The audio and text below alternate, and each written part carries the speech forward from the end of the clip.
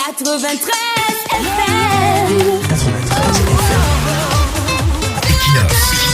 Radio.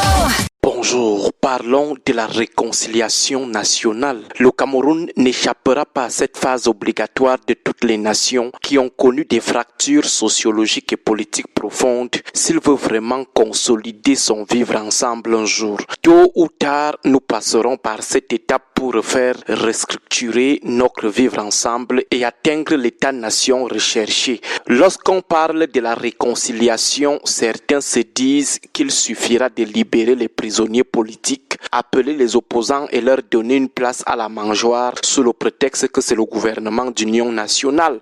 Non, ce n'est pas ça la réconciliation nationale. La réconciliation nationale a plusieurs phases cruciales préalables, mais avant de les aborder, commençons d'abord par détailler ce qu'il faut réconcilier. Qui on doit réconcilier? On réconcilie qui au Cameroun si on veut réellement une réconciliation nationale? Les premiers interpellés par la réconciliation, ce sont les gouvernants et les gouvernés, les autorités et le peuple, ou si vous voulez, les en haut d'en haut et les en bas d'en bas. Depuis des décennies, le bas peuple, les pauvres, les misérables accumulent des frustrations. Ils sont traités comme des sous-hommes, leurs droits et libertés les plus absolus violés. Leurs ressources, que sont les ressources publiques, sont arrachées, privatisées et consommées à la sauvette par l'élite. Les populations sont donc remontées avec des rancœurs qu'elles ruminent depuis et qui laissent souvent germer l'esprit revanchard. La preuve,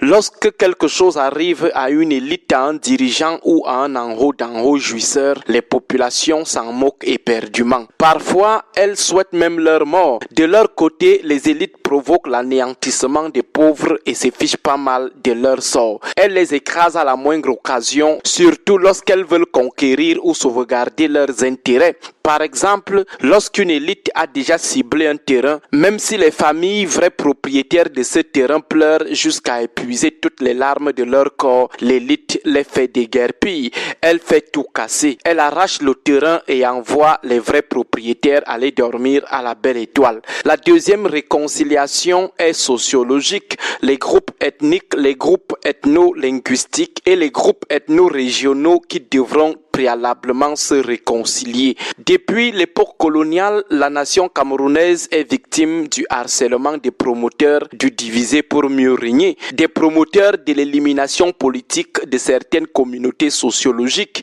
et des promoteurs du positionnement des seuls enfants du village, des villagistes.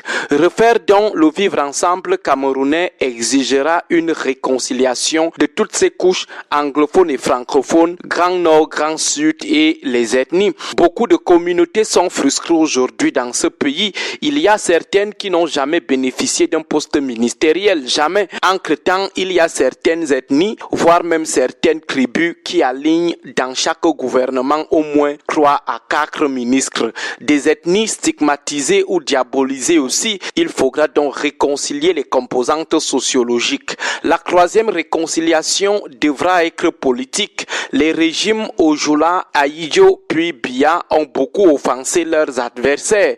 Certains sommairement liquidés, d'autres contraints à l'exil. Certains sont encore en prison après avoir subi les tortures les plus atroces. Le Cameroun revendique ainsi plus de 60 ans de déshumanisation de l'opposition et des autres critiques des régimes successifs. Des blessures et des cicatrices sont restées vives dans les familles, dans les camps politiques et dans les mémoires collectives. Beaucoup rêvent aussi de vengeance. Voilà les 3 principaux niveaux de réconciliation qu'exigera le vivre ensemble définitif au Cameroun. Maintenant, comment se passe la réconciliation? Comme déjà évoqué, la réconciliation est le point final d'un processus. C'est-à-dire, avant d'arriver à la réconciliation, il y a certaines choses qui doivent impérativement être faites. Les gouvernements d'union nationale, ce n'est pas la réconciliation là-bas. La réconciliation Nation commande la mise sur pied d'un dispositif de thérapie sociale pour apaiser les cœurs des victimes.